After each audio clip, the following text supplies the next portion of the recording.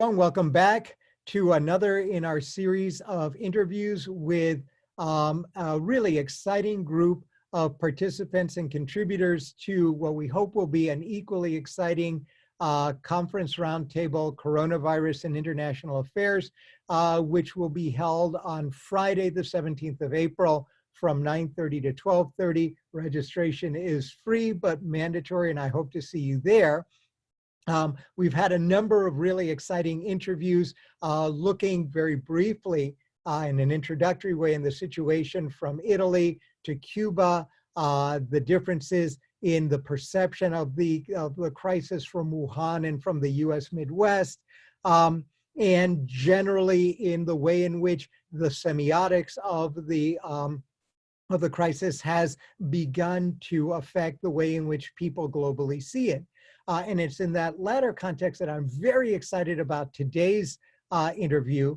We have with us a really very special guest, and I'm delighted that we're able to host him, Keren Wang, who is an assistant teaching professor in communication arts and sciences at Penn State.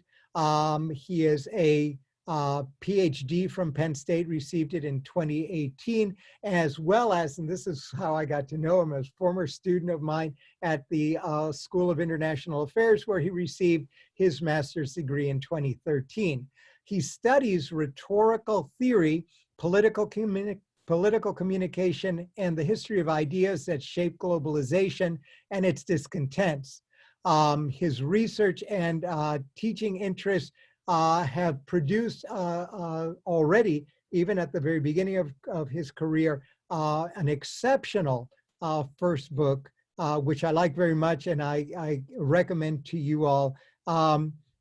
Legal and Rhetorical Foundations of Economic Globalization, an Atlas of Ritual, Sacrifice, and Late Capitalism, that was put out by Routledge in 2019.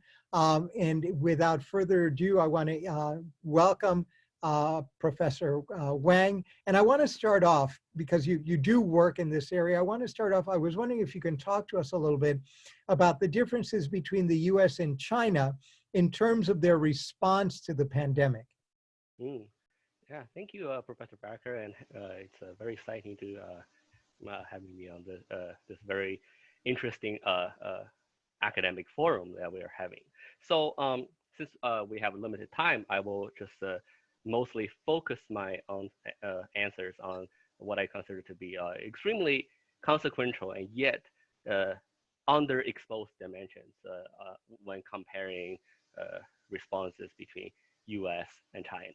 So first of all, I would like to highlight a very interesting pattern that we've been seeing on, well, not just US, but news media in general. It's that whenever the difference of visible differences or alleged or otherwise of responding to how these two governments responding to the ongoing pandemic, a lot of emphasis and presumptions are placed on this perceived kind of rule of law differences between China and the US, and often you hear pundit talking about the perceived, oh, this is something that can be only done in authoritarian countries, and we can definitely not imagine this to be done in some Western democracy or in the US.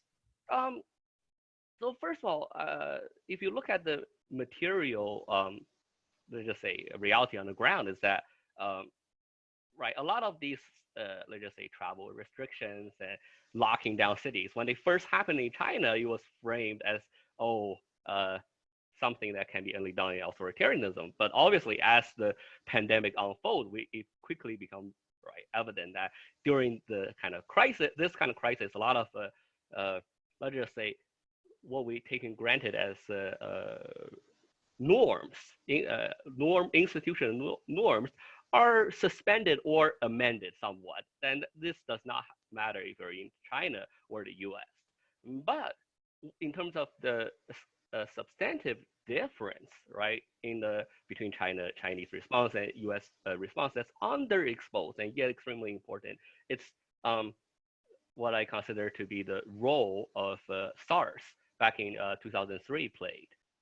And that most importantly, what we're seeing, not just in China, and this is interesting, we're seeing in, for example, Taiwan, Hong Kong, Singapore, South Korea, right? We noticed not only they were able to very quickly mobilize their medical personnel and concentrate these people to the most affected area, and somehow they're able to very quickly amass the personal equipment. Of course, there are problems on, especially in China.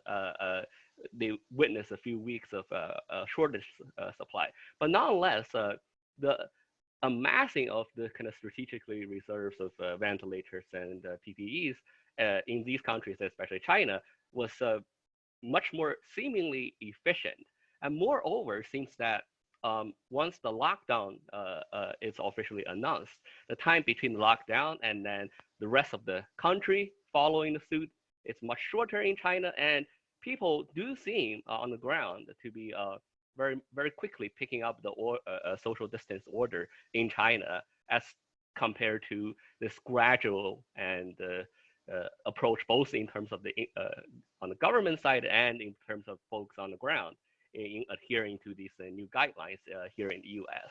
And a lot of it, sure, I've heard pundit, sites, whether it's governmental differences, political culture, or sometimes I've even heard people going into like Confucianist principle and what so forth. But okay, I mean, of course, it's impossible to laboratorily test whenever these kind of theories are after all. But I'm kind of shocked that they did not discuss the fact that a lot of these existing seemingly quick responding actions, what you are seeing in China and in Asia, East Asia in general, and seemingly the quick mobilization and the redirection of medical personal supply devices, as well as the very quick in terms of the population picking up these routines and rituals of distancing and putting on the mask.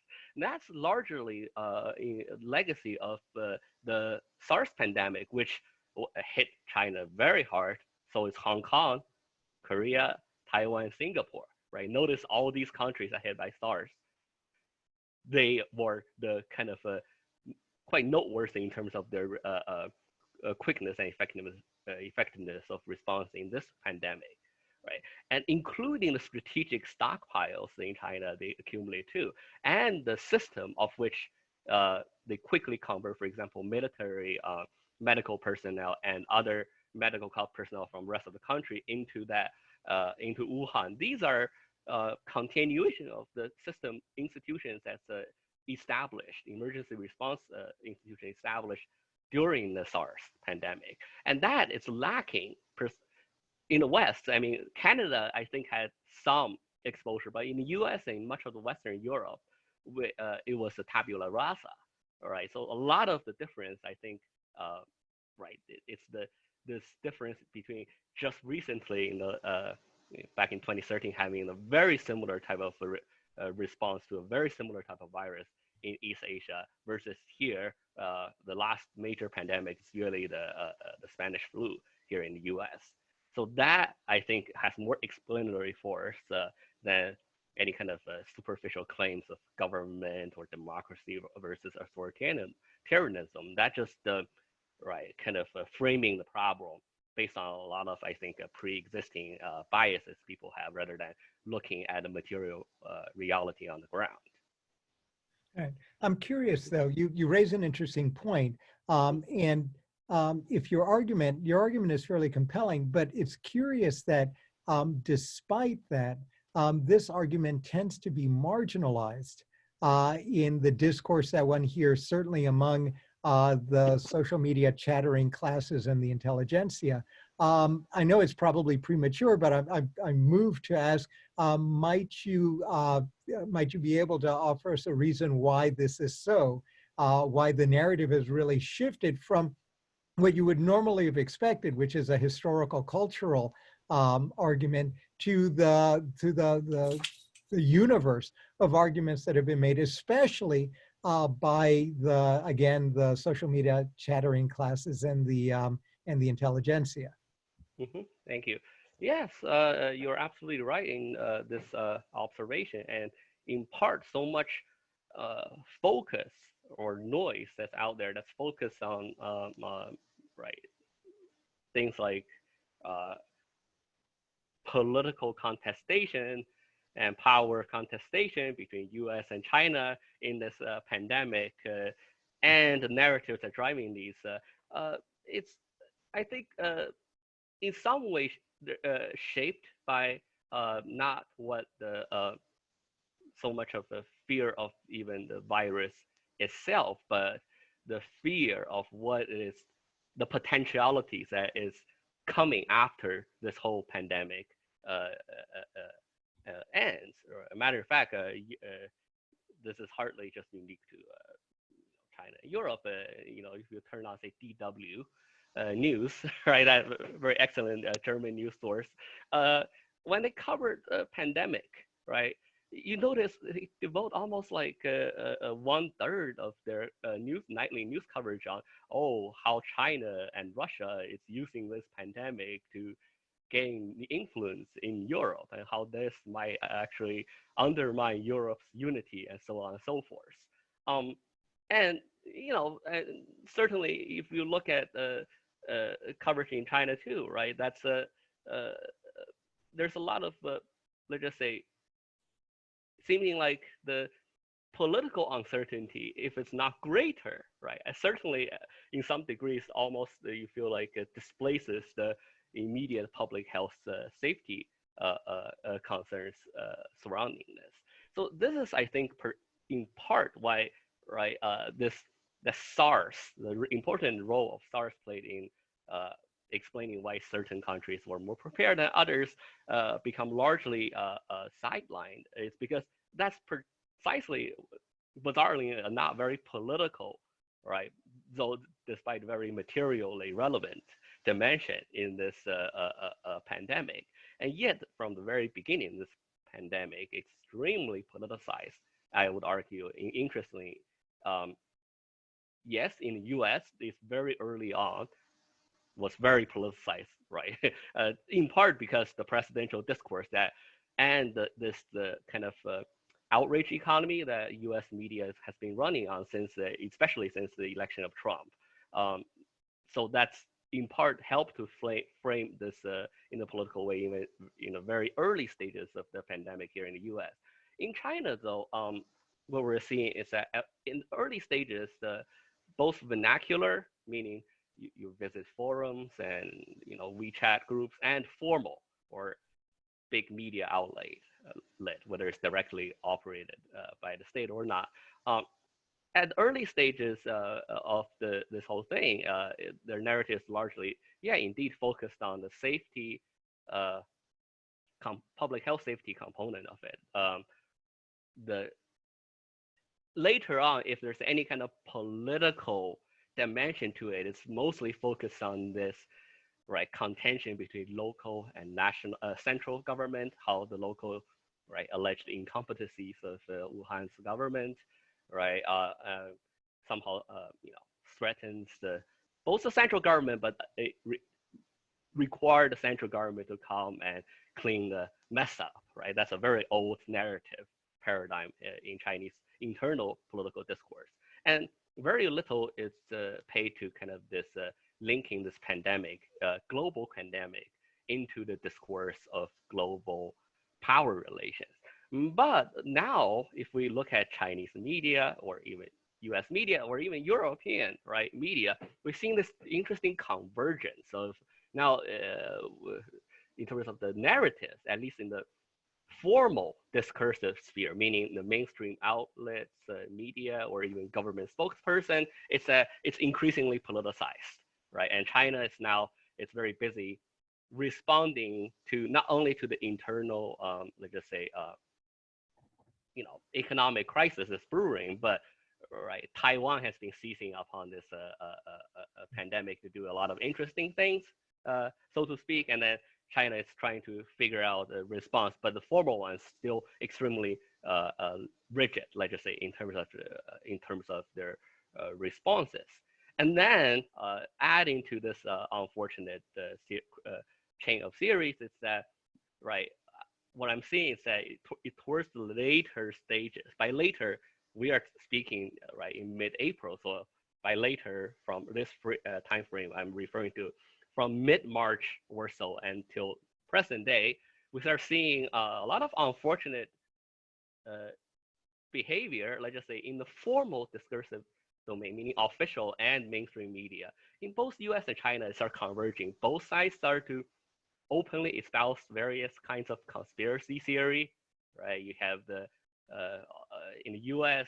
somehow suggests there's a systematic cover up to undermine the U.S. economic interest, and that's something that's openly voiced not by a lot of only by a lot of media, but by a lot of senior government official. And then in China, you start hearing, right, the foreign ministry spokespersons are saying, oh, maybe it started in the U.S. and start citing that early November military visit to Wuhan from the U.S. Uh, uh, you know, by the U.S. military as, part of the conspiracy, which has had very little found grounding to reality.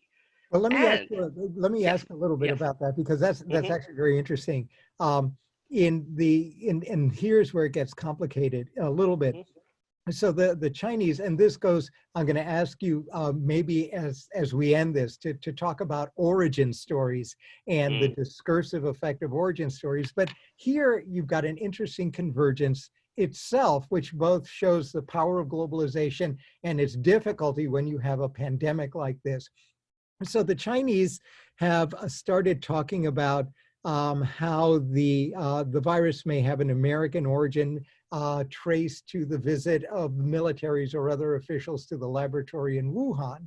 At the mm-hmm, same time, stories have been circulating in the United States now that the American government had provided, or some American source, it's not really clear, some American source had actually provided funds to that Wuhan laboratory in order to develop a collaborative investigation around either this virus or something touching on the virus.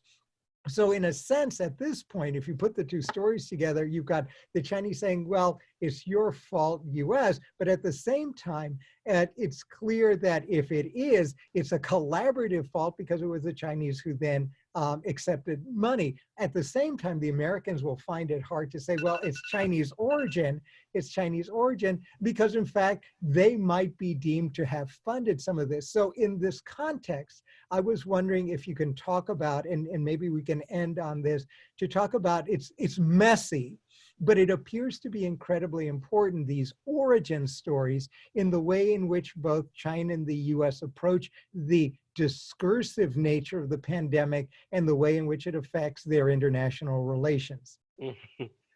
All right. So of course, if we put aside the truly crazy conspiracy theories out there that somehow this is bio weapon or whatnot, right?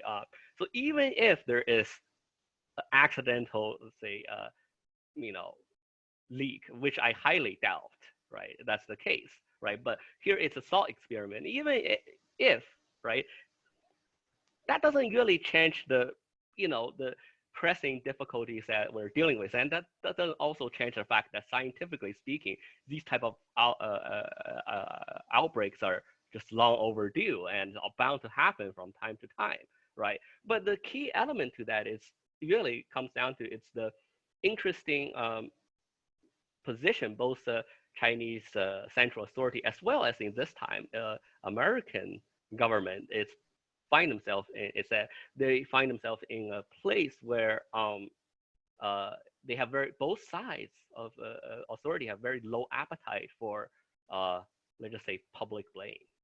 And in a pandemic like this, right, even if it's completely outside of anyone's agency, is that when there's a lot of anger and frustration of the general population, no doubt. And during that time, it's natural for people to want to vent or direct their right true and authentic frustrations at something.